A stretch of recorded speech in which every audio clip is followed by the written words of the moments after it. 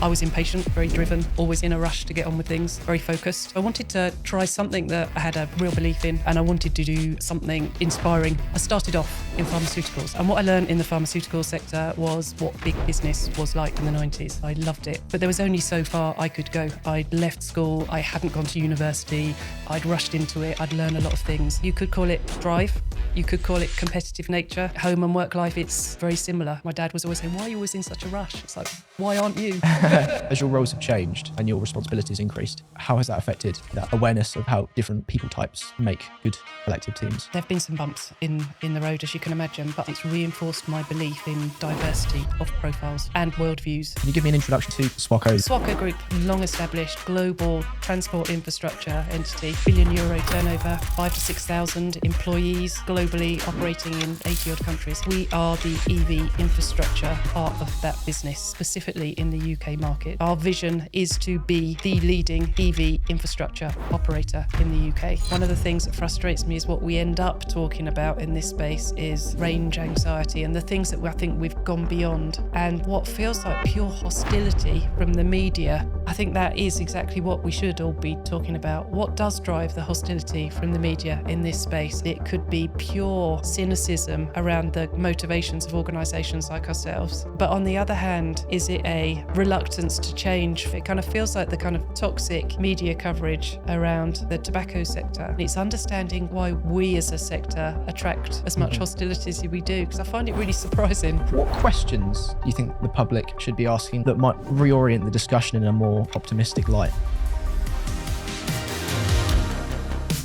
Hello and welcome back to CleanTalk, the podcast shining a spotlight on inspiring companies and professionals across the world of renewable energy and clean technology. I'm Luke. I run Pharma Visuals, a video agency working with companies within this space to bring about climate transformation through data-driven storytelling. Today, I have the pleasure of being joined by Anne Buckingham from Swarco.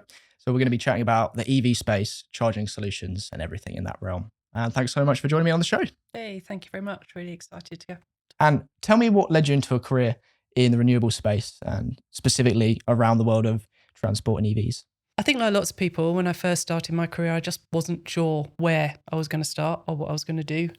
I was impatient. I think something that people will consistently say is very driven, always in a rush to get on with things, very focused. So I wanted to try something that I had a real belief in. I wanted to learn, and I wanted to do something that was kind of inspiring from a career perspective with some sort of future in mind. So I started off in pharmaceuticals, so completely unrelated. And I've been thoroughly enjoying reading some of Stephen Bartlett's book in recent months. And I think it was a great learning ground for that. That first couple of buckets of learn some stuff. Yeah. Learn some stuff, learn some skills, build a network.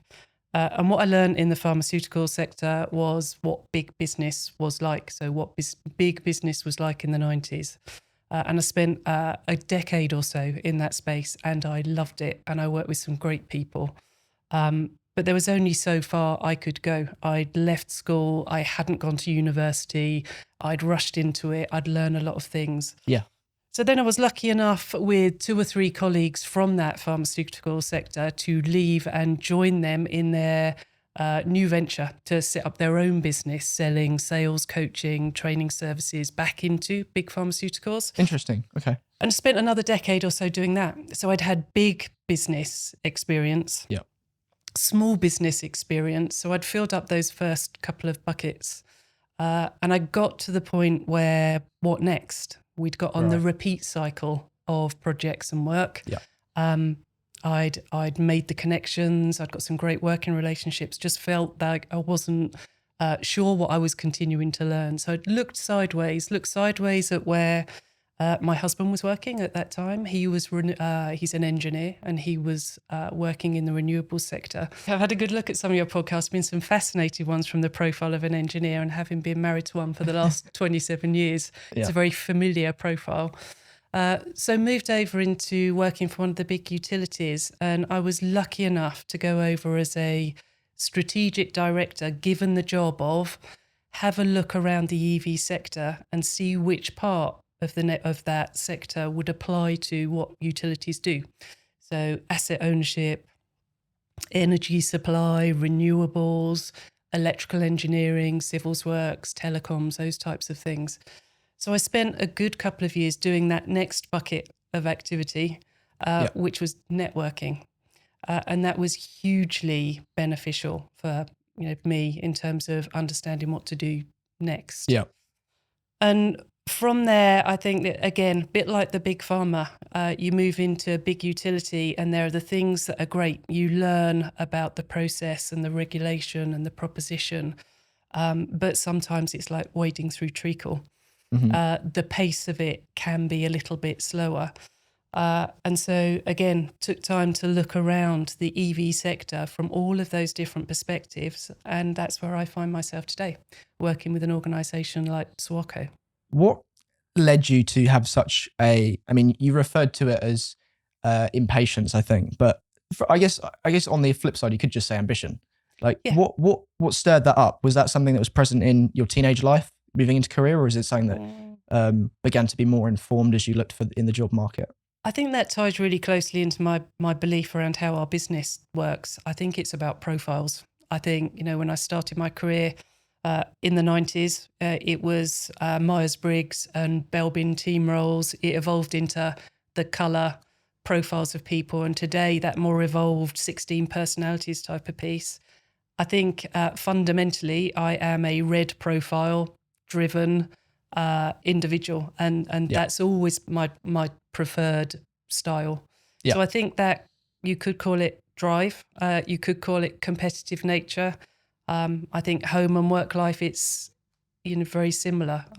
My dad was always saying, why are you always in such a rush? It's like, why aren't you? It's just understanding that people are different. So I think that was the motivator. I think the competitive streak's always been there. I think how that's translated in home and personal life has been all around that profile piece.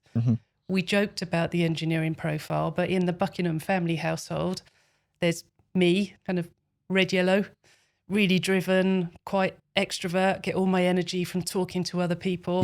There's Mr. Buckingham, who's an engineer, blue profile, is an introvert, gets all his energy from a bit of personal space and quiet. I have green profile son, who's all about people, and a really creative daughter. So I think that experience also has been the absolute foundation of my own career and the input I have in building teams and teams around me. Because I know that around the Buckingham family dinner table, I'm going to get a really rounded view and perspective. I'm going to get viewpoints and perspectives that I don't expect. And it will add to the quality of the debate. And I think that's something that I've carried into every team that I've worked with, making sure that, and I heard this on one of your other podcasts that I listened to in the run up to today, treating everybody as an equal. And not just from a altruistic perspective, because it really does add depth to the quality of your decision making and the quality of developing your proposition, because your customers are going to be diverse. Climbing up the ranks in the pharmaceutical industry, then going to the land of startup, as it sounded like. What was the relationship between learning and understanding the contributions of different types of people within the sizes of different scales of company? Remind me what your role was within Pharma. Was it operational? What sort of area of the business were you in? My time in pharmaceuticals, I was learning the basics. I was learning how to operate in a business. I was absolutely business management, project management type of background. It was really when I moved into the utility company and the different roles I've held within the EV sector that those different the kind of progression through the ranks of business came about. And I think, those perspectives, if I take that utility company role where I was looking out into the marketplace to see where we could get a blended use of all the different bits of our business to offer something that was differentiated and compelling, I'd be walking around bus depots, talking to engineering directors and the people that move the buses around to get them refueled and washed before the next day. The profile of the people, the personality profile of those people, very different to the creative people that I was working with to get a marketing material around our proposition. Mm-hmm. Very different from the kind of electrical engineers and the commercial teams that were looking at providing a funding solution Mm-hmm. for EV infrastructure. So I think it was really important, because if we hadn't got that operational, technical perspective that was looking at the practicalities of what we were looking to do, we could have created, and I've seen lots of other organisations do this, we could have created a very high level strategic proposition that never would have got any traction. Sure. As your roles have changed and your responsibilities increased, how has that affected, as you say, that awareness of how different people types make good collective teams? How has that increased over time? There have been some bumps in the road, as you can imagine, but I think in the majority of cases, it's reinforced my belief in diversity of profiles and worldviews. Yeah. I've been intimidated a little when I've joined a highly technical, highly blue, analytical, data-driven business. I felt like a fish out of water, because that isn't me. Sure. But I've also seen the impact of businesses that tend too far in that direction. So whilst they make really sound business decisions based on data, for those people that are of other profiles, they've also sucked all the fun out of that proposition. Sure. They've made it quite cold. They've made it quite inaccessible for those profile of people. So I think I've seen instances where it's been an extreme and it's been off, and where that's really impacted. Can you identify some themes that oppose that person, or that character type? So the one that's coming to my head is risk, or risk aversion, which, as we've heard on the podcast, seems to be a trait of the engineering side. Are there any other kind of themes that run across opposing territory? Yeah, and I think there's, when you've got a balance and you've got a team that are equally respectful of the different functions and the different profiles, I think it really works. Sure. I think if you look at, here's a good example, and I would say that, wouldn't I? But if you look at my leadership team, we've got a technical and services director who's pure engineering profile. We've got a marketing director who is absolutely on the yellow creative profile. We've got a sales director that's blue, data analytical, customer services that are very much people focused. And we've got an implementation director who's very red profile focused, very driven. And practically what that means for us as a leadership team is don't leave me and the implementation director leading a project on our own, because otherwise we're going to push people to a stress level where people are going to be unhappy, or they're going to want to leave, or they're not going to follow us through the journey of what we're trying to bring into the business. So I think you see extremes of either type throw things out of shape. I think that the fundamental piece to it is, especially as somebody who likes to charge on through and push and drive things through to the end goal, is respecting the importance of each of those pieces. So, pet hates are when people describe marketing as the kind of fluffy part of what you do, right? Or the people and HR perspective of building a team with balance and diversity as the soft stuff, right? I think that's really important to get that respect and balance. And I know it sounds, it can sound oversimplistic, but we've got to get an equal voice of those functions across around the table. And I think that really adds to the culture of what we do. Yeah.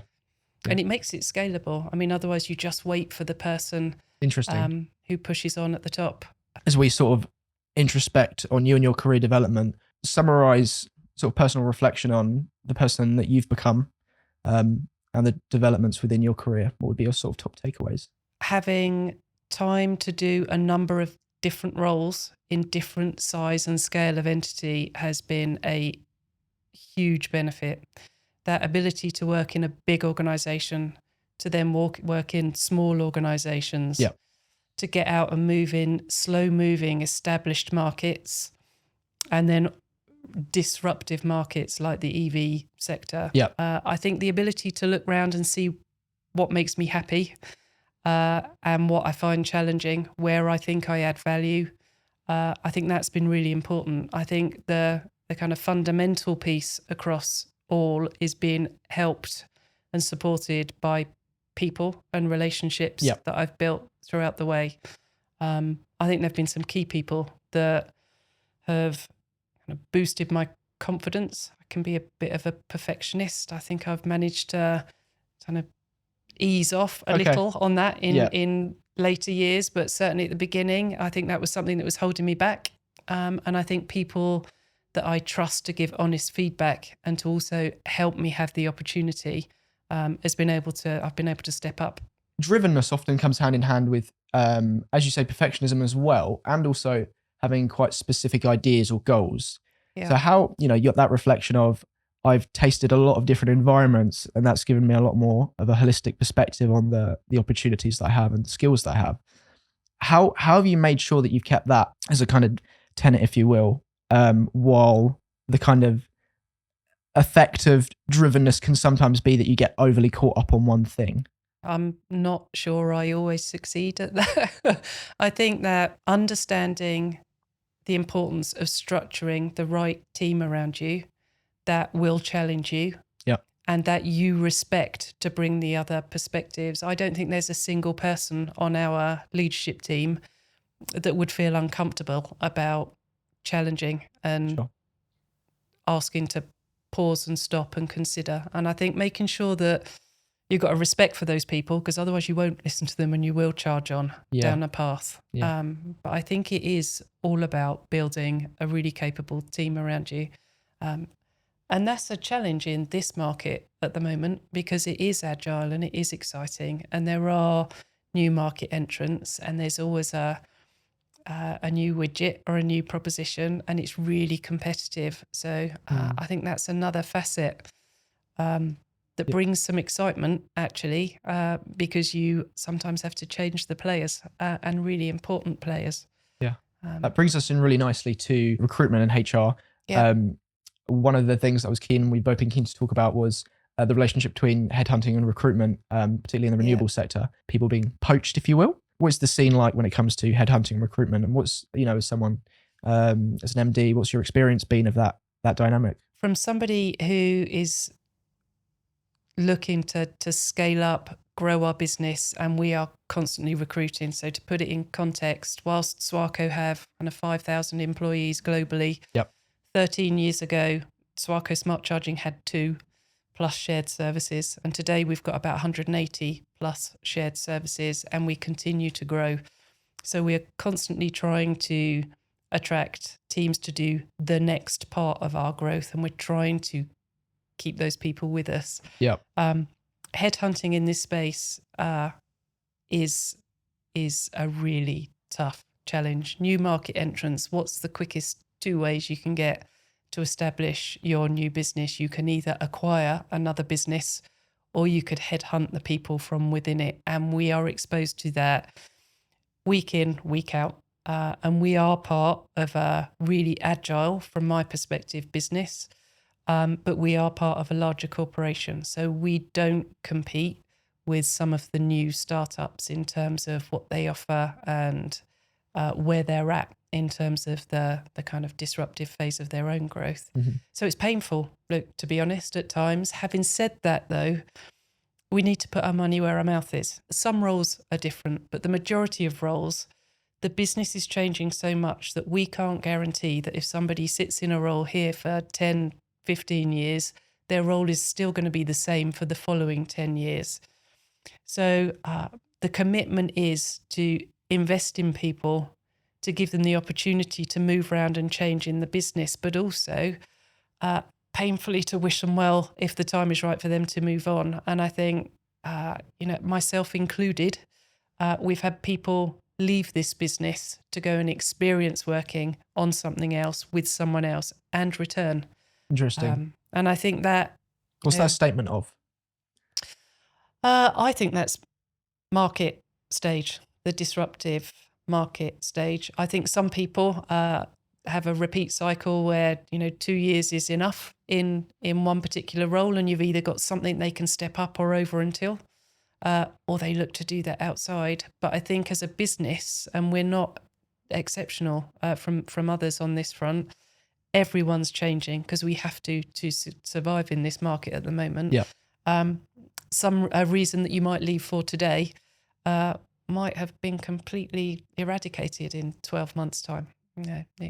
A new career path step, a new proposition gives you another opportunity to come back. Yeah. I think the consistent and the piece we need to invest in is making a culture that when people leave, they leave well. And there's an opportunity for us to collaborate either as suppliers, customers, partners, or employers again in the future. How does that work, particularly with Swarco Smart Charging being a division somewhat of a larger parent company? Yep. Does that pose any challenges to kind of more collaboration locally? Do you mean outside of the business? Yeah.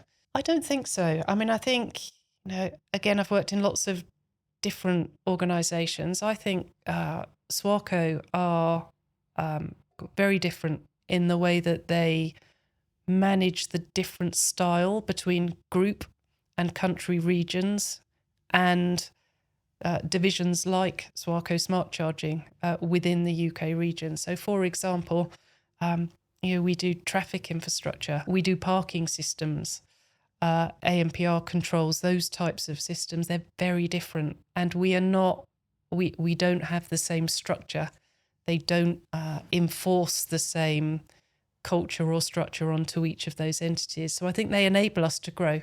I think the shared services piece adds a different dimension. It gives us that kind of stability for things like finance and HR. So that overall brand importance of Swarco and the core Swarco values, I think they apply across all of our businesses, but in different proportions, I guess. Where do you individually see the most importance in terms of growing the team? What area of the business do you think this is where we need the most people power at the moment? That answer is really different now versus 6 months ago. So 6 months ago, I would have said operational delivery. Okay. And that would have, by that I mean our construction, our infrastructure building type part of our proposition. So getting construction managers, project managers, designers, more of those people in, because the scale at which we're rolling out projects is growing at a fairly steady rate, and trying to compete for those types of roles was strong. It's been an interesting year in terms of proposition from the last 12 months or so. So I would say that's changed. I'd say we've resourced that function well. We've brought in efficiencies and processes that mean that we've got the team in place that we need. I think the function that we're focusing on more is around sales. And that sounds crazy because when I first joined this sector, from perhaps more competitive sales markets, and talking to colleagues that were still in those other markets, like, you don't really need to sell, do you? You can just sit back and let these things fall in your lap. And to some extent, in the early stages, maybe it was a case of more analysing and assessing which opportunities you address. Whereas today, I think it's starting to come out of that pure disruptive phase, and you can see where that matches with your proposition and where it doesn't. I think there are a couple of clear outliers, and some of the key market entities or key competitors and partners are focusing in their own areas, and it's clearer to see. So it's a long answer. The short answer is sales and commercial. Let's talk specifically about Swarco's vision, mission, values, and its product line and solution range. Can you give me an introduction to the company and for everybody listening? Yeah, absolutely. Swarco Group, so privately owned business, established 1959. So a long-established global transport infrastructure entity, €1 billion turnover per annum, 5,000 to 6,000 employees globally, operating in 80 odd countries across the globe. For us, we are the EV infrastructure part of that business, specifically in the UK market. So one of the fastest growing markets for the EV sector. So Swarco Group provide all sorts of things, including the financial stability and the group services into our business. And their core values are translated across every part of the business that sits underneath them. So it's around cooperation, reliability and trust, innovation, agility and passion. And those individual values of the business apply across all of the businesses from below them. I think for us as Swarco Smart Charging, our vision is to be the leading EV infrastructure operator in the UK. I think when you look across the competitive landscape over the last decade or so, those 3 or 4 founding entities focused on slightly different things. So you had Podpoint back at that time looking at kind of crowd-funded, looking for public charging infrastructure where people needed it. They were kind of very collaborative type entity looking at public charging, accessibility, affordability. We had ChargeMaster that were looking at market dominance and rolling out membership schemes and public charging infrastructure. And then you had Swarco, led by Justin Mayer at that time. And really Justin's different perspective was not fitting into one of those buckets, but really taking one of those Swarco values of agility and applying it to the market's brand new. Things are changing. Let's be agile in what we're offering. So at the first start of the kind of government seed funding into the EV sector, it was finding a way to work with government seed and innovation funding with match funding, commercial models, public sector procurement support to get through and deliver proof of concept innovation projects. So some of those first local authority schemes that we did as a business that demonstrated, albeit not perfectly when you fast forward a decade, but the integration of EV chargers and battery storage and PV and demonstrating how this could start to work as uptake increased. So I think for Swarco, that agile response to the evolving market and we will work flexibly to address all parts of the market. We're not going for just one aspect. And I think that has been a huge benefit to us. Mm-hmm. And I think we fast forward to where we find ourselves today. And that also has created a certain amount of self-reflection over the last couple of years. So do we continue to do everything? Or do we look at where our proposition fits that total value chain? So I think, that's the premise of where we've been and where we find ourselves in the sector at the moment. How do you, in reporting on and analysing your data across working with different sectors, draw out conclusions, if you will, knowing that there's a lot of nuance between the different people and groups that you're working with? Like working with the government's going to be a lot different to the commercial sector or the public sector. How are you taking what sounds like a lot of years of data and kind of using that to map out the future? I think the customer profiles are one. So you're right, public sector and private sector. So the way that those entities procure is very different. I think if we look at the balance of kind of 60-40 public-private for us before, that's probably flipped now as the funding starts to recede. So we've had to do some adaptation based on that. Mm-hmm. I think the other piece around the customer segment, so the application, so public charging infrastructure. Yeah. And fleet charging infrastructure and workplace charging infrastructure and home charging or return to home fleet charging.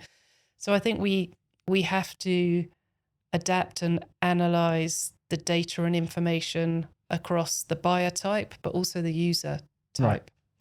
Right. And by far the two biggest segments in terms of revenue, certainly for us, public charging and fleet. And both of those have that kind of blend and split between public sector procurement and private sector. So for public sector, I think the risk appetite is lower. The formality of the procurement is much higher.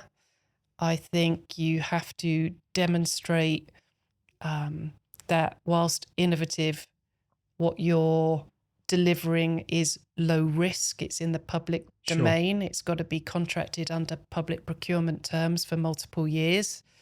The price sensitivity is lower.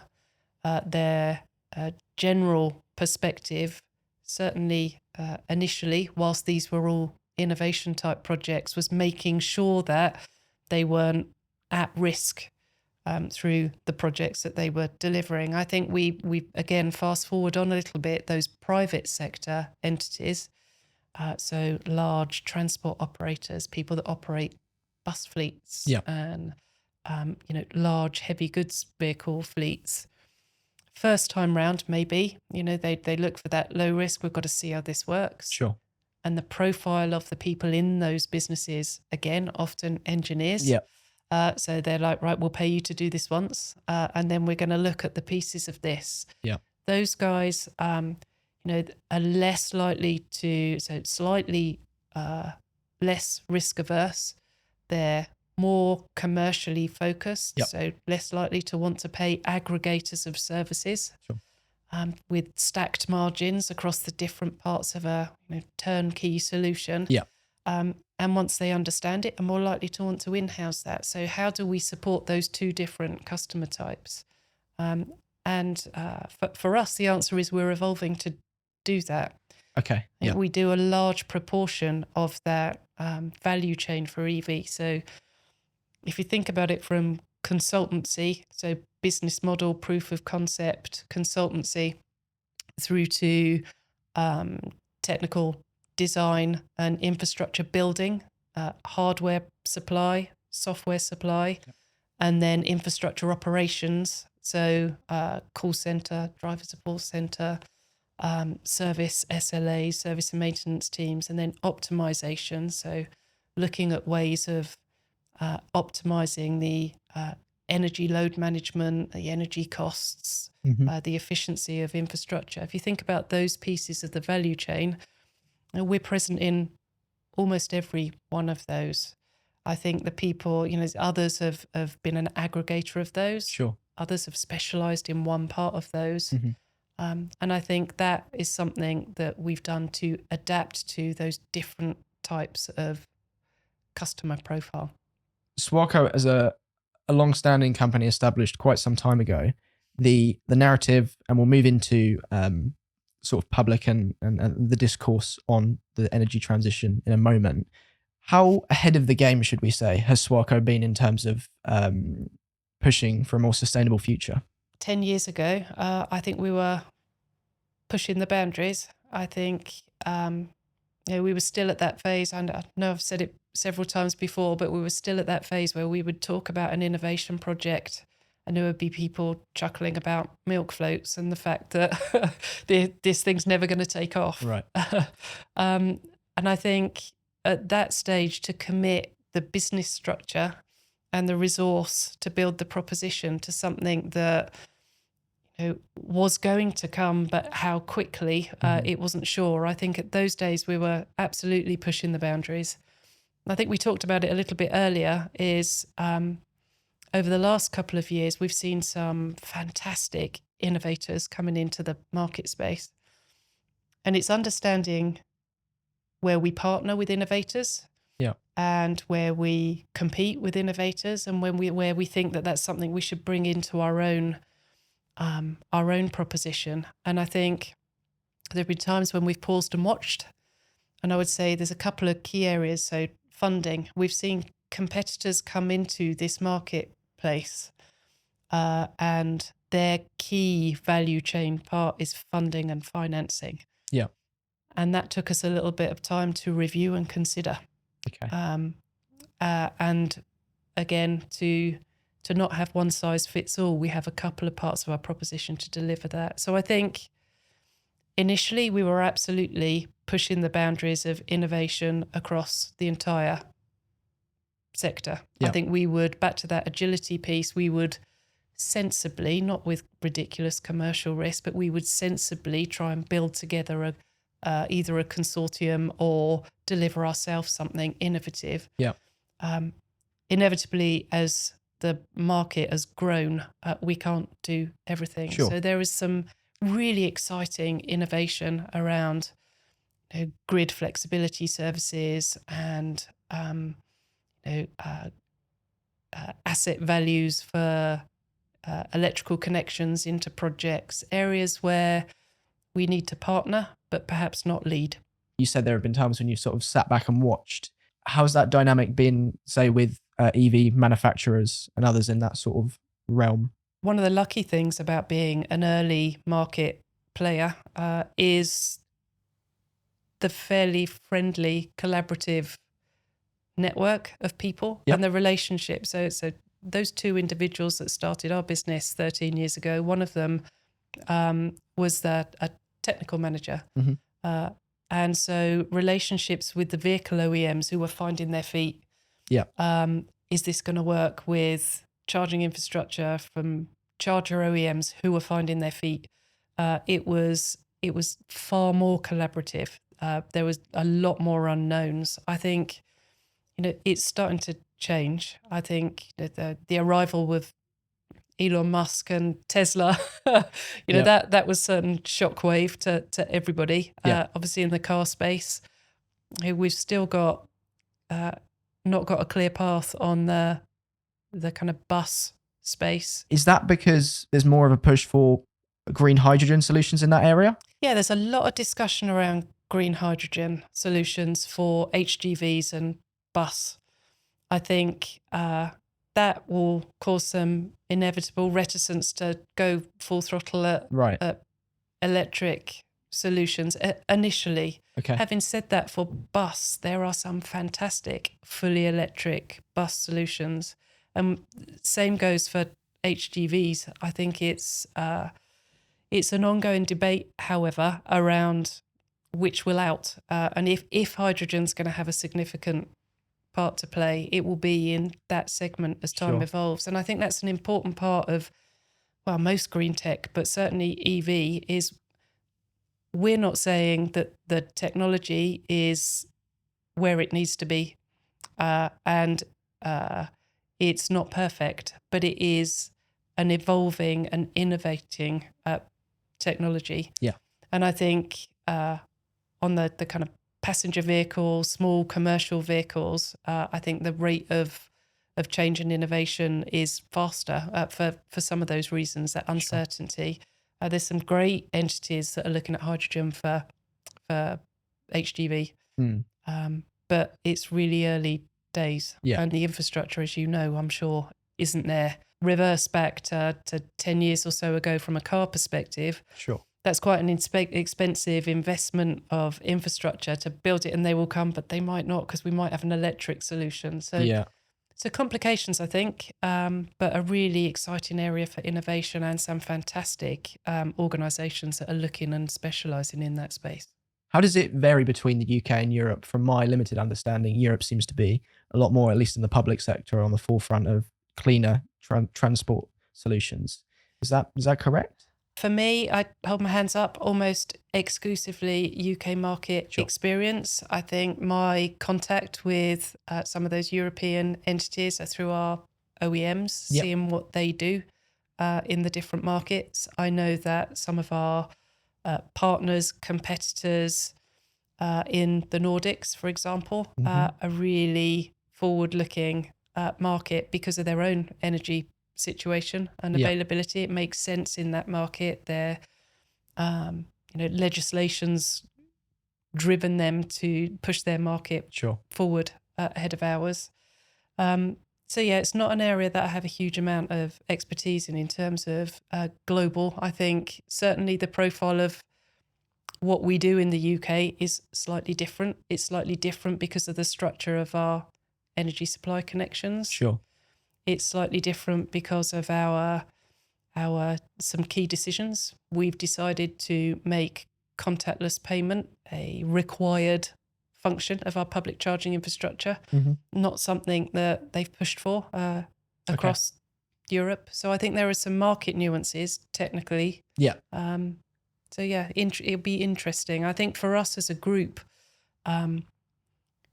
whilst the UK for Swarco is the biggest EV business unit, there are EV infrastructure projects going on Europe-wide. So I think that kind of familiarity of technology and that service piece is that consistency that's really important. And that's a common thread through the regulation in any market, is making sure that when you get to infrastructure, that infrastructure works. On the public discourse front of the energy transition, how does a company like Swarco working to innovate our infrastructure relate to push back against, challenge, or reinforce public perception on the energy transition?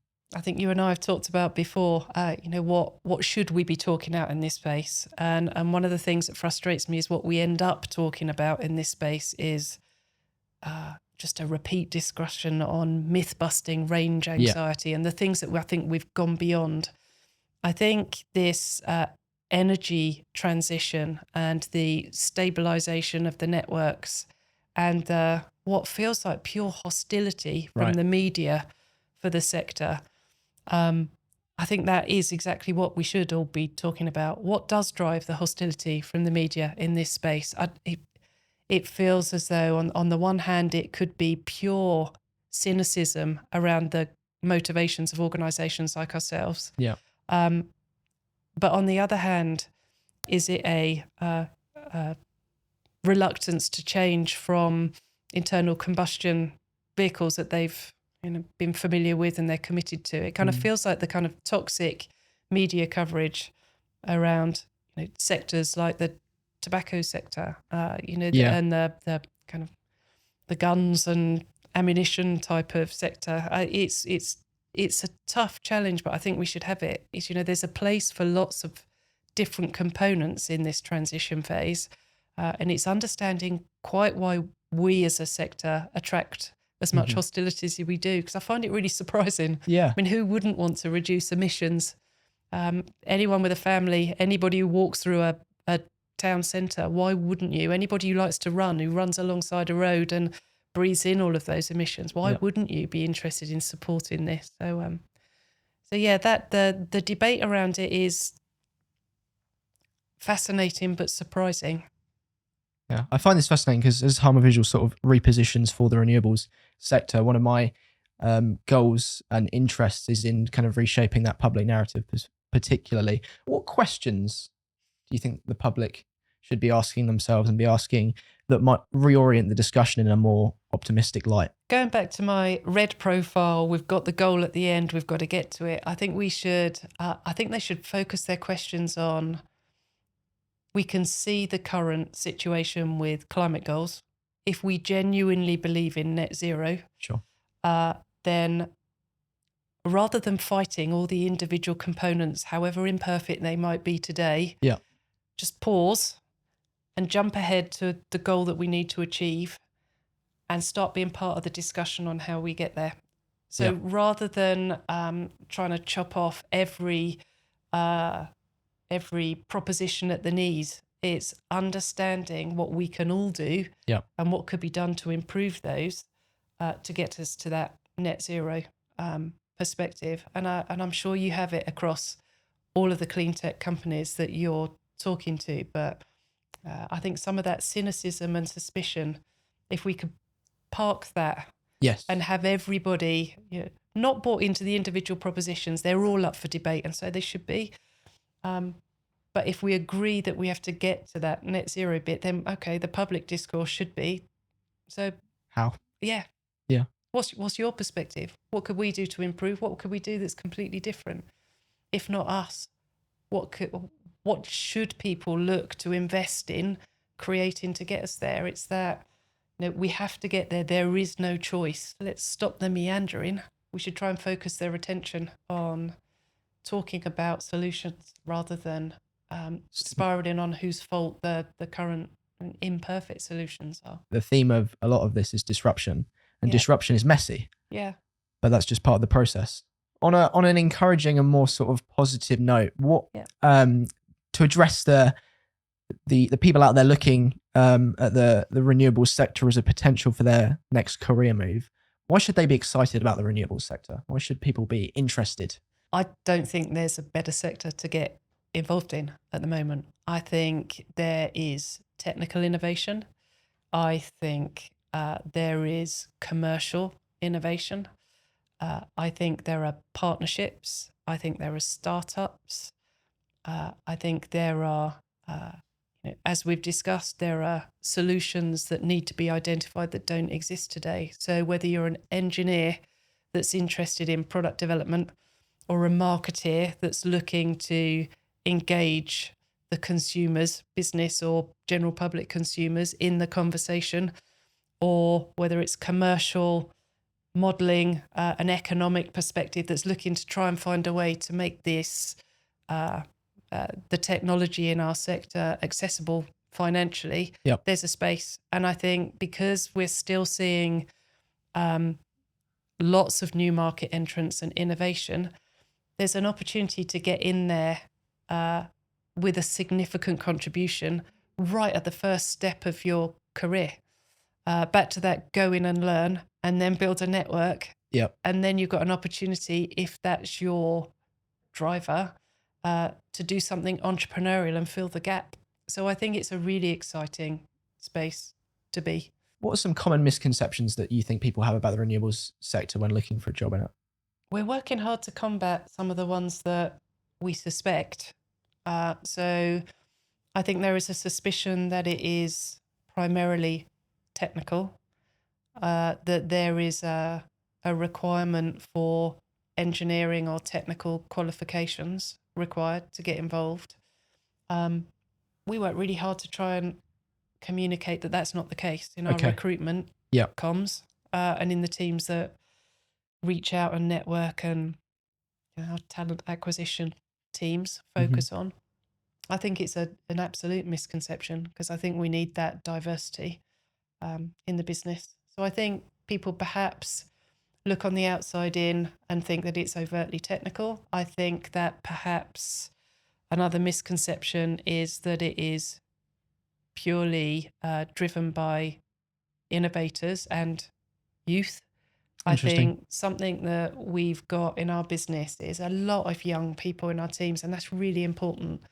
But we've also got a lot of experienced people in our team that are applying, the concepts that they applied during the kind of mobile phone sector growth to EV infrastructure now, and translatable skills. So I think there's some perhaps misconceptions that it is technical, it's for young people, and it's for innovators only and entrepreneurs, and it's quite risky. And I don't think it is. I think if we do that, as we discussed, look forward to net zero, I think this is only going to be underpinned as an absolute critical sector for all walks of life to invest their time in. We're going to go now to what we call Quickfire Curiosity, which is a series of short and light trivia to sort of wrap things up. Terrifying. Bracing myself. What's been your most unexpected learning of your career in the renewables sector, and how has it shaped your view of the world on a more existential level? Wow. That you don't need to be a technical expert to add a valuable contribution in this space. This is my favourite question of each episode, which is, would you consider yourself a futurist? Absolutely. Okay. Would you also mind defining for me what you would consider a futurist to be? It is, from my perspective, somebody that does what we discussed, that's looking to net zero and how we get there. So rather than focusing on the incremental steps or our own business proposition. So I think a futurist is somebody that looks with collaborative perspective on how we get to that end goal. You're an ambitious person. How have your career ambitions changed over time? They have evolved from purely commercial into looking over into operational. And that's how I found myself in the role I'm in today. What's going on in the EV space and also transport infrastructure that you think everybody in other realms and sectors and industries should be aware of and should know about? Collaboration between key entities in the sector is something that's really impressive. It makes it a really nice place to work. And I think that is something that we don't necessarily see in other sectors. So I think that's something that's translatable, and it's something we should talk more about. So talking about infrastructures, providers working with vehicle OEMs, working with energy suppliers, for example. So that collaboration without formal consortia is something that I think is something we should talk more about. Collaboration. If you could speak to your younger self, you've gone back to the year that you started in your career and ambitious, is looking at a new role. You can speak to her for 30 seconds and give some advice on career trajectory and just general wisdom. What do you say? I say stop being such a perfectionist.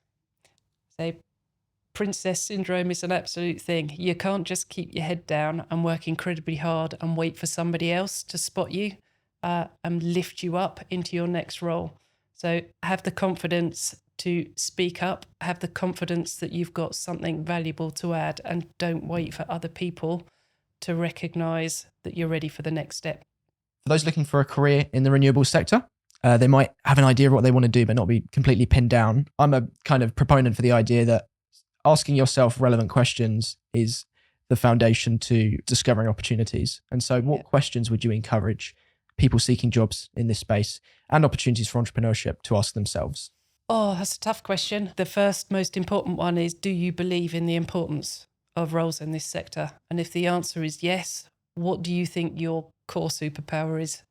And then who do you know, or who can you see that you've got a lot of respect for, and reach out and talk to them about their experience.